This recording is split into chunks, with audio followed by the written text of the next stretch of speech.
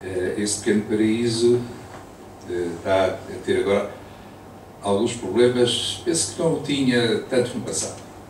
Quinta da Luz.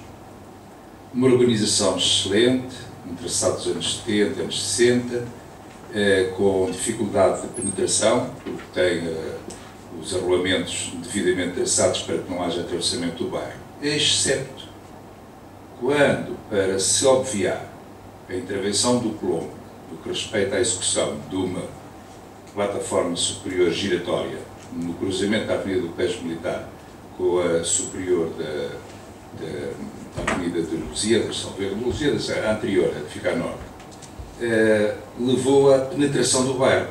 E o bairro é atravessado por uma via de circulação permanente que gira à volta do Colombo e à volta da Quinta da Luz, com a Quinta do Conde e depois a Quinta do Bom Nome, que há bocadinho vi a intervenção. Eu penso que há aqui uma necessidade absoluta de interferir não só na questão do ruído, como na questão da vida humana. Aquelas pessoas que estão a viver naqueles prédios estão perfeitamente numa ilha para velhos, para bengalas, para cadeiras de rodas, para crianças. Estão numa ilha, porque aquela avenida tem um tráfego permanente, porque faz a travessia do Colégio Militar para a Pontinha, a Amadora, enfim, toda aquela região a oeste. Isto era um problema. O segundo é aquele ponto que eu não sei, e deixo-vos só se há alguma maneira de intervir, o tratamento dos pontos, dos ecopontos.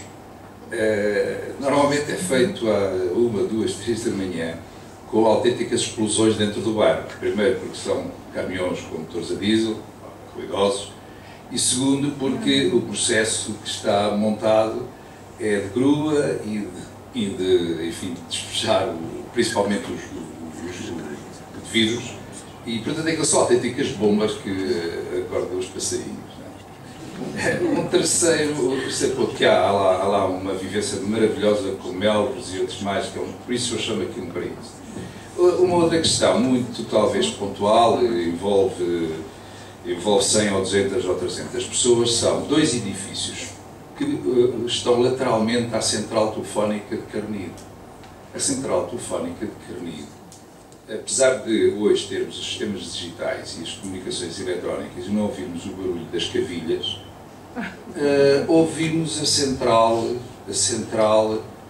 do ar-condicionado que fica na cobertura do edifício de 4 pisos, uma cota de 4 pisos, a 8 metros de um edifício com uma cota de 9 pisos. Portanto, a central está mesmo nas janelas de toda aquela gente que dorme, naqueles quartos, estão superiores, inclusive, à cota da central da PT. É estranho como é que há um licenciamento possível para fazer uma central de ar-condicionado àquela cota e àquela distância. Assim como também, havendo outro espaço disponível junto ao Colégio Militar, sem habitação próxima, existe um gerador, um contentor, cerca de 6 por 3 por 3, que atua em qualquer hora da noite, colocado exatamente entre as janelas dos quartos dos prédios que ficam contíguos. Não sei se isto tem um licenciamento próprio, se tem uma proteção própria, o que é que se pode fazer por aqui? Muito obrigado.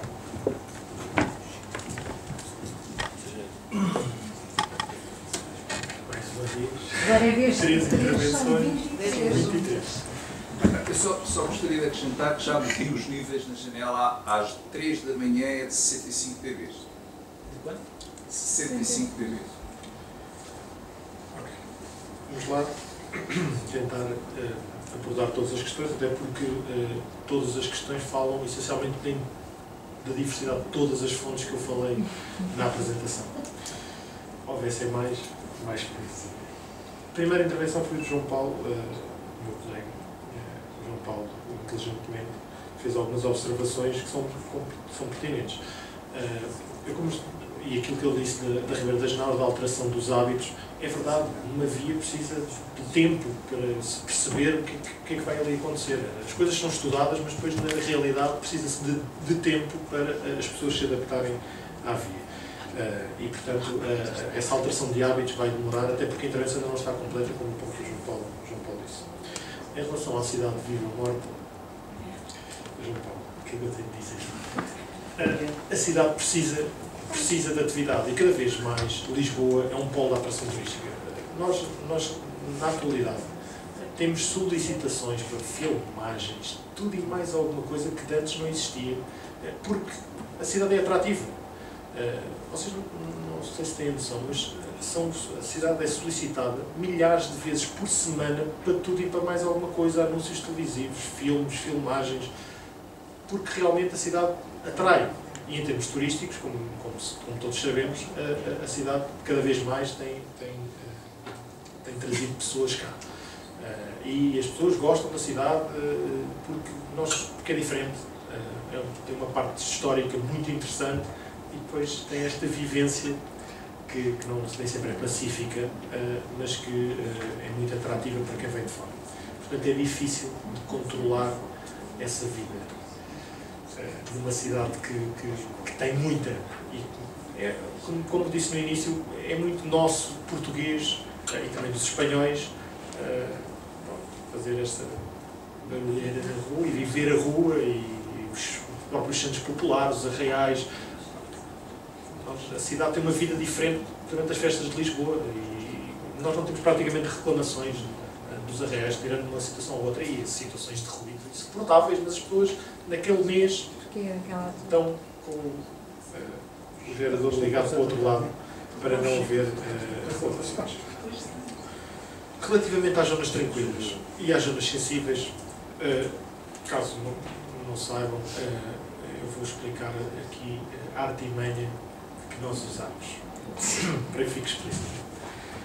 As zonas tranquilas têm exatamente o mesmo nível de ruído que as zonas sensíveis.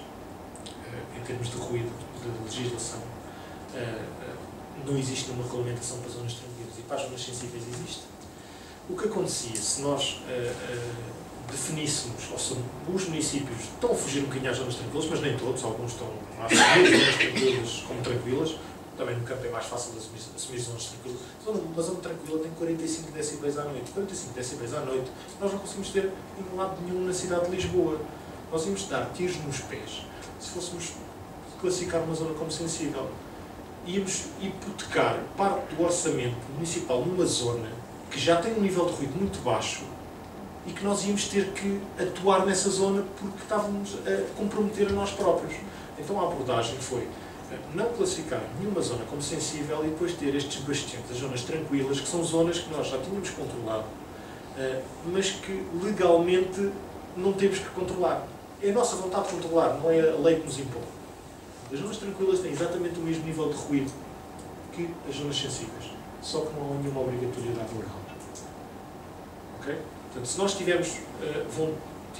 se houver vontade, e como houve, definir as zonas tranquilas, podemos definir, mas não nos compromete em termos de orçamento depois, se nós tivermos que intervir noutras zonas que são mais prioritárias. Portanto, aí foi a nossa maneira de tentar fugir às zonas tranquilas, às zonas sensíveis, e conseguimos. A cidade é toda mista. É toda mista quer dizer que não se consegue definir dentro da cidade zonas muito diferentes. A cidade é muito heterogénea. É muito homogénea, aliás. Nós temos tudo espalhado pela cidade. E sempre foi assim e era difícil de alterar esta política. E por isso as zonas sensíveis foram postas de parte em Lisboa e na maior parte dos municípios, porque isso ia comprometer a ação noutras zonas que são mais problemáticas. E respondendo ao João Paulo, penso que está tudo. Se quiseres também mais alguma coisa, depois amanhã é expediente de responder. Em termos da segunda pergunta da senhora que não sei o nome, mas que é moradora na Alameda de Afonso Henriques. Nós, a Câmara de Lisboa, neste caso, é responsável pelo licenciamento das atividades que está a falar. E nós temos, como disse, há muitas solicitações, todos os dias, todos os meses. Nós temos centenas de solicitações para eventos e atividades que são ruidosas dentro da cidade. E nós temos que gerir essa situação. E a Alameda, já foi referenciada como uma das zonas que requer mais condicionamento no licenciamento dessas atividades. E nós temos muito trabalho que tem sido feito no condicionamento das atividades para essa zona. Vou-lhe relembrar uma situação... Eu estive lá e eu então nem imagino. Há quanto tempo não se lembra de ouvir o Arraial do Técnico? O Arraial do Técnico, sabe que às vezes é o menos. Quando é uma, por exemplo, toda a gente me diz, moras na Alameda, que horror, quando é o 1 de maio, o 1 de maio é espetacular. Pois é. Porque está mesmo tudo cheio e ajuda a absorver o som. E às 8 da noite vai tudo jantar. É ótimo. Agora, nós somos pessoas que têm prioridades. Agora, como fala aqui da cidade viva e da cidade morta, eu percebo a ideia de dinamizar a cidade e a Alameda ser um espaço ótimo e apetecível, principalmente para quem tem um ego. Por exemplo, houve uma atividade da Associação de Reformados de Marvila, o ano passado, inesquecível. É a loucura total. Um palco enorme, umas colunas gigantes. Ninguém a assistir. E um senhor com um órgão, ninguém a assistir. E eu, entretanto, vou falar com o senhor, peço para falar com o responsável, alguém a mexer no som. Portanto, aquilo vai-se ajeitando, não é? Conforme a pessoa vai precisando. E, portanto, qualificação nenhuma e responsabilidade total. Portanto, falta de noção e de compreensão do tipo de espaço que está em jogo, acústico e que afeta muita gente a viver à volta. Pronto, e eu falo com o senhor e eu peço para ele baixar a música, não é? Porque digo que aquilo está muito alto e que aquilo é insuportável. E ele diz-me, e eu perguntei-lhe, mas quer fazer coisas deste género? Porque é que, por exemplo, não faz num sítio mais pequeno? Ou no Jardim do Barco 7, mas claro, isso aí já ninguém se mete a fazer aquelas coisas, não é? Já é outra coisa. E o senhor diz, não, mas eu gosto desta largueza. Eu gosto desta largueza. Bom, e eu pensei, e a Câmara, eu tive a autorização da Câmara, e é sempre isto que me dizem. Portanto, é o que a polícia me diz, é o que alguns egomaníacos que gostam de ter a Alameda mesmo não tendo público. Eu adorava que fossem fazer medições, que fizessem o custo-benefício, não só em termos sociais ou de dinâmica, a quantidade de pessoas que assiste, a proporção da quantidade de pessoas que assiste, para o tamanho do espaço. Portanto, ou é um evento que garante que aquilo está tudo cheio, e eu assim percebo porque é que tenho que sair de casa, ou então eu tenho que sair de casa porque é um barulho enorme, e ver 4 gatos pingados em frente a um palco, é uma coisa, um nível de frustração enorme. Isso por acaso acontece muito na Alameda, há muitos eventos onde não está ninguém. Eu sei, e o barulho é insuportável. É verdade, isso é verdade. E eu é uma coisa que eu penso sempre, porque está num sítio tão grande, mas porquê que há 10 pessoas. Nós em termos acústicos, como disse, temos muitos eventos na Alameda, temos muitos eventos na Alameda que são controlados, mas outros não. E há muitos eventos, como em São Paulo, a dizer juntas, que são promovidos pela junta de freguesia. E nós, nas juntas, temos pouca mão. Mas a quem é que, por exemplo, lá, aqui começa a minha confusão, já agora desculpe, mas só... A quem é que é muito complicado, porque cada pessoa com quem eu falo, isso é que acaba, não, isso é que eu junto, isso até agora reclama para nós. A partir do momento em que as competências passarem para a junta de freguesia, reclama para a junta de freguesia. Ainda não passaram? Mas ainda não passaram totalmente. Supostamente já passaram, mas ainda não passaram. Quem manda as licenças ainda somos nós. Portanto, o melhor a fazer é reclamar para a divisão do ambiente e energia. O melhor é mesmo para mim, mas para a divisão do ambiente e energia. E de qualquer maneira, nós não temos, se as pessoas não reclamam, nós não temos feedback dos eventos que acontecem. E se nós tivermos reclamação de todos os eventos que ali acontecem, mesmo perante as juntas, nós temos força para dizermos, amigos, vocês estão a dinamizar a zona, mas estão a estragar a qualidade de vida das pessoas, dos vossos fregueses. Vamos lá ver, nós não podemos pintar o mundo de cor-de-rosa. A questão é claramente esta: as pessoas, quando são confrontadas com situações destas, têm que chamar a autoridade. Têm que chamar a polícia, porque os nossos serviços, eu agora também estou a falar não enquanto Presidente da ENOVA, mas enquanto Diretor Municipal do Ambiente, os nossos serviços não têm capacidade para fiscalizar todos os eventos que estão licenciados na cidade de Lisboa. Nós, por enquanto, os nossos serviços emitem licenças especiais de ruído ou concedem licenças de funcionamento para determinados tipos de estabelecimento, limitando limitando os destaques, ou seja, eu lembro que eu estou-me a recordar de um conjunto de estabelecimentos que existe numa determinada artéria da cidade, em que as condições de funcionamento obrigam o concessionário a instalar compressores de ruído com as colunas viradas para com determinada orientação e a música gravada ou música ao vivo entre determinado horário, e o que acontece é que os senhores não cumprem, não desligam os compressores de ruído, orientam as colunas para o lado que entendem, e as pessoas têm que chamar a polícia.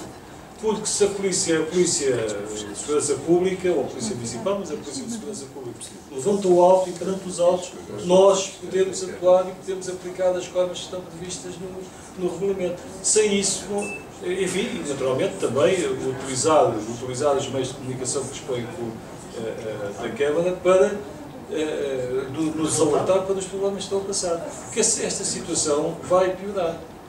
Vai piorar porque nós temos um serviço, enfim, como o João Paulo disse, que funciona já desde a década de 80 e que, enfim, vamos naturalmente melhorando com o que vamos aprendendo, mas as freguesias não têm capacidade técnica para avaliar se podem ou não emitir licenças especiais de ruído.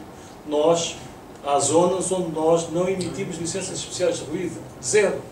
Não emitimos porque temos queixas, as pessoas queixam-se e nós sabemos que não vamos emitir licenças especiais de ruído para aquele terreno, para aquele espaço. Não emitimos porque há reclamações. E, portanto, nós temos que ter noção, temos que saber que problemas é que existem em determinada área. E as pessoas têm que nos dizer e têm que alertar as autoridades, porque sem isso nós não conseguimos ajudar também. A Câmara não consegue ajudar. Se a Câmara se atuasse e fechasse o estabelecimento, a penalização fosse esse estabelecimento, quando não cumpre, é fechado, perdem não sei quanto dinheiro. Aí, se calhar, eles pensavam 2 vezes antes de mudarem as colunas de direção. Porque eles fazem essas coisas e não há ninguém que atua. E chamar a polícia. Nós é assim, chamamos a polícia aparece 3 horas depois e aparece e acorda o prédio todo, obriga as pessoas a identificarem-se e não sei o quê, e o barulho já desapareceu. Passaram 3 horas e a gente, são 2 da manhã e temos que estar acordados até às 4 ou às 5 à espera que a polícia apareça. Não é? E isto não funciona. E a Câmara tem a obrigação de ser a Câmara a pressionar a polícia para atuar.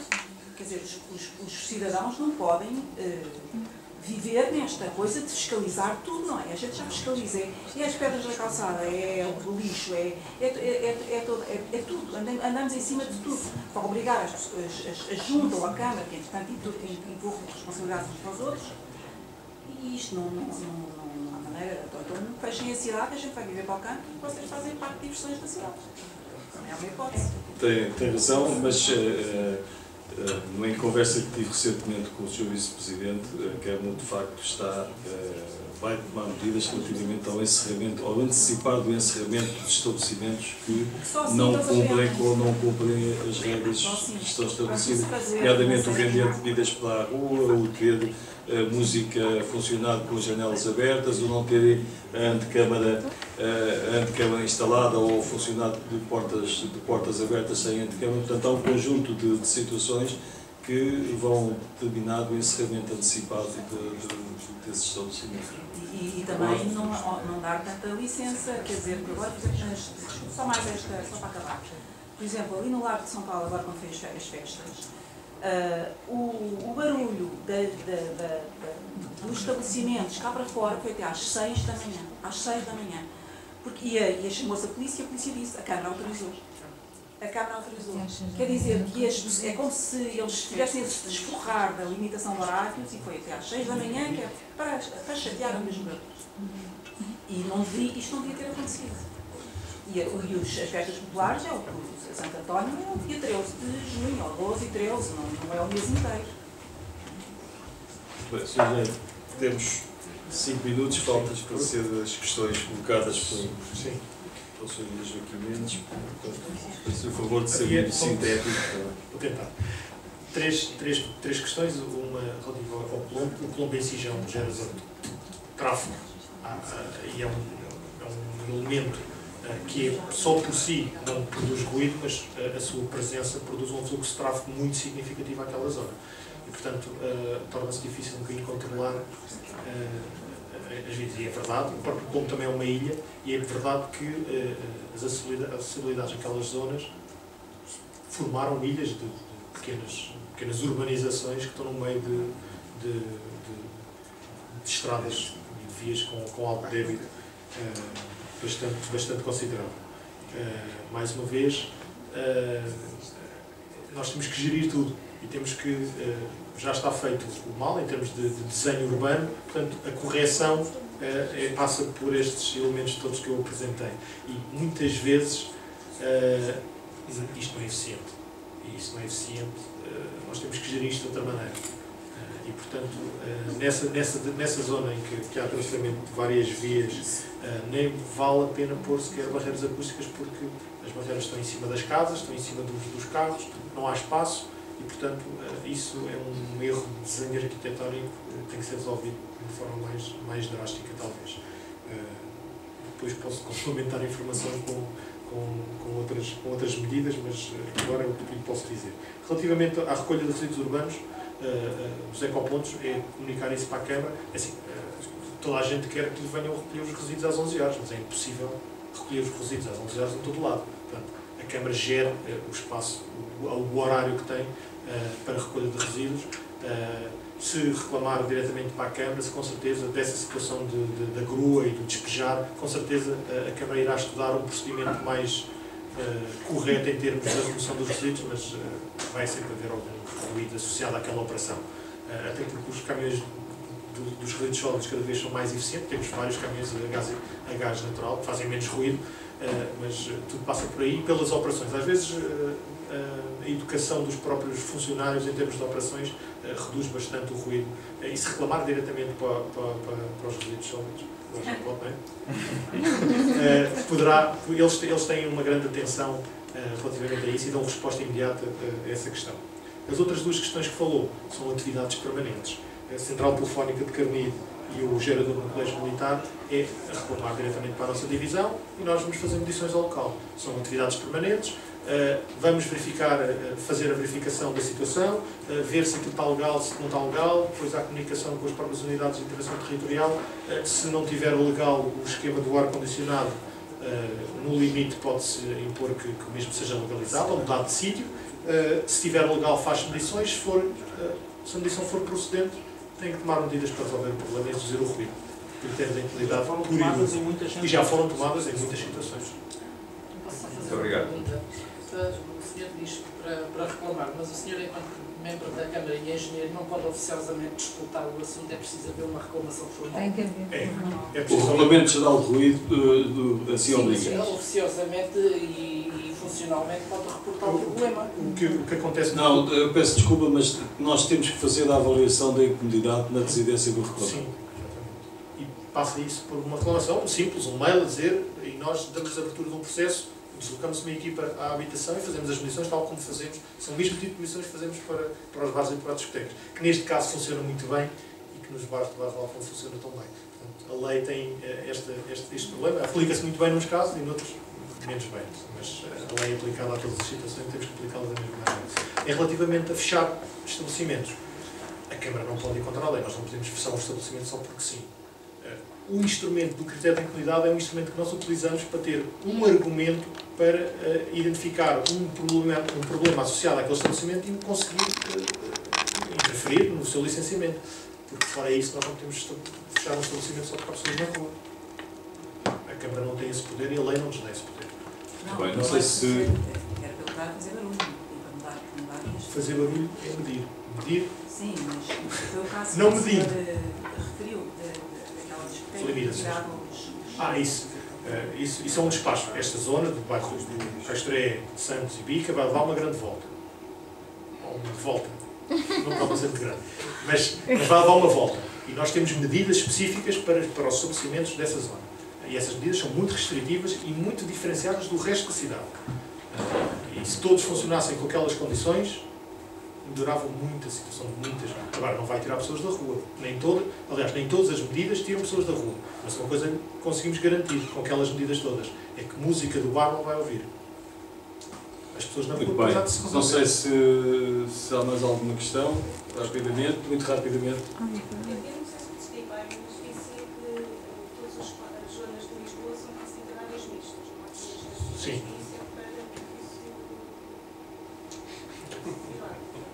Sim, pode-se dizer que sim, porque se nós criarmos regras de investimento correto, ou seja, se nós canalizarmos o nosso investimento para zonas que estão realmente acima, com valores que são prejudiciais à saúde, em termos de ruído, é um benefício para os nossos municípios, sim. Em termos gerais, podemos dizer que sim.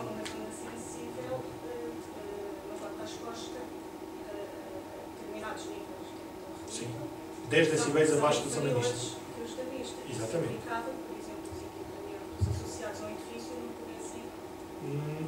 Estamos a falar de coisas diferentes. Uma coisa é ruído ambiente, outra coisa é ruído proveniente de um equipamento. Ruído proveniente de um equipamento para a atividade permanente, respeitar o critério da incomodidade. É uma avaliação independente feita com um receptor e um emissor.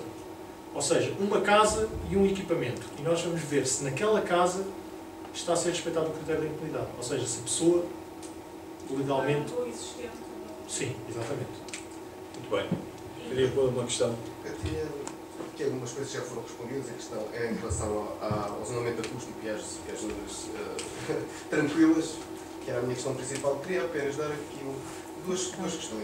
Uma é se, quando fazem emitem as licenças especiais de ruído, colocam algum limite ao nível sonoro que pode ser produzido por aquela atividade. No caso da Alameda, se limitarem aquilo a certo nível sonoro, os senhores que estão lá com as colunas não podem emitir mais que aquele nível sonoro. Já delimitam uma coisa de uma certa maneira. Dois, isso é... Ou das medidas mais E obrigarem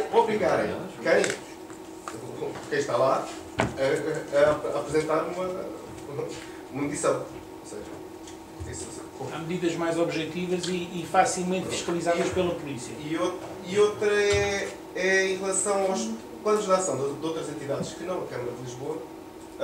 Como é que isso tem sido verificado? Como é que tem havido essa interação? Se tem havido bem, se nada Posso consta? responder rapidamente. Licenças com limites, sim. Nós impomos vários limites em vários locais e controlamos. Não, como o engenheiro disse, nós não podemos controlar todos, mas controlamos sim. E cada vez mais vamos usar os compressores limitadores sonoros como uma forma de controlar as atividades temporárias. E isso, o limitador funciona com um limite e a partir daquele limite não dá mais. Sim, mas nós temos muitas zonas que conhecemos bem e que temos definido valores máximos para aquela zona, valores que supostamente não incomodam. Se a atividade decorrer, não é que não seja audível, mas é menos incomodativo, é um atenuante. Sim, temos esses limites. Limitadores com o registro, é preciso. Limitadores com o registro nas atividades temporárias também. Sim. Relativamente à outra questão, dos planos de ação das outras entidades, nós temos pouco controle nisso. Quem faz essa gestão é o Instituto do Ambiente, mas eu sei que a CP fez um plano de ação, mas disse logo que não havia dinheiro para investir. A RFR fez um plano de ação, mas disse logo que não ia ter dinheiro para implementar esse plano. O aeroporto também fez um plano que foi renovado e também ainda não foi apresentado. Portanto, o único plano de ação que está feito é o nosso. Eu não tenho nada das estradas de Portugal? Das estradas de Portugal, poucas coisas. Apresentado, não. Apresentado no Instituto do Ambiente, não. Muito bem, então vamos terminar esta sessão. Eu recordo que no dia 9 de julho temos aqui uma sessão sobre eficiência energética e na próxima semana vamos ter esta apresentação no site da Lisboa Nova. Muito obrigado a todos e até ao próximo ponto de encontro, dia 9 de julho.